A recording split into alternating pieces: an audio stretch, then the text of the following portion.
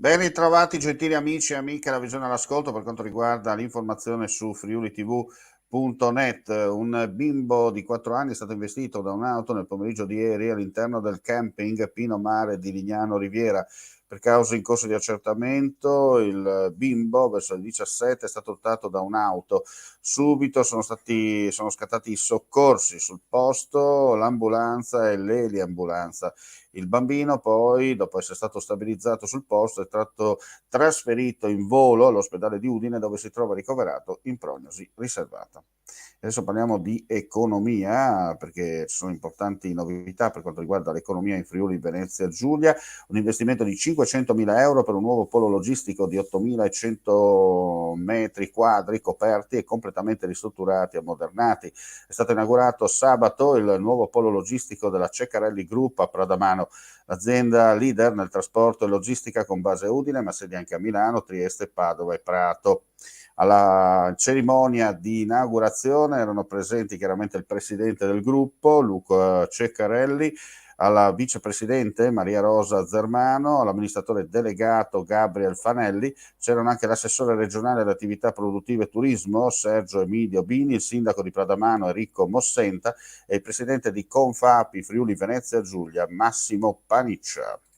Adesso ci trasferiamo in altro luogo perché ci sono anche altre iniziative in corso per quanto riguarda il Friuli Venezia Giulia, anche legate alla solidarietà, ma al mondo del digitale, perché valorizzare e promuovere attraverso i più innovativi linguaggi digitali, dalla comunicazione ai film marketing allo storytelling, l'operato di tenaci realtà imprenditoriali della montagna friulana e delle zone interne della nostra regione, tra Carnia, Dolomiti Friulane, fino alle valli del Natisone.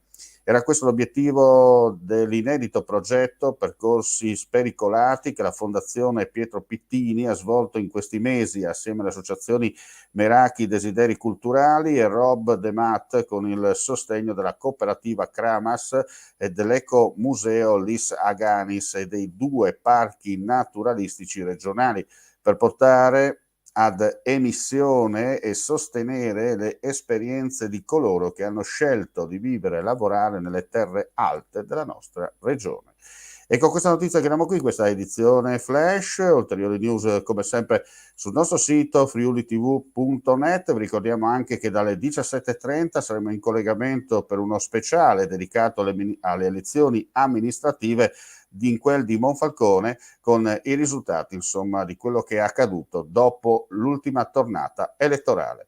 Vista l'ora, buon pranzo a tutti, alla prossima.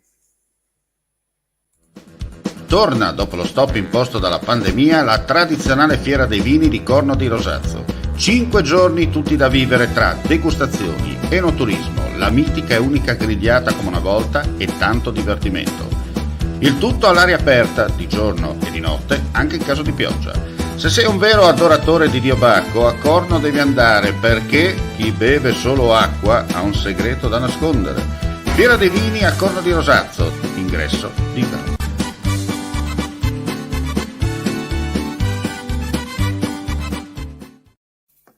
Vuoi assaggiare una birra dove al suo interno scopri la specialità tipica friulana? Lumi Beer, il prodotto ricavato in 20 ettari di terreno coltivato orzodistico, biodiversità, performance ambientale. Lumi Beer nelle sue 5 versioni disponibili, 4 per consumo veloce e dissetante e la versione Magnum per intenditori. Lumi Beer si abbina a qualsiasi palato. Lumi Beer è un prodotto esclusivo Azienda Agricola Pancera, il buon seme, i buoni frutti.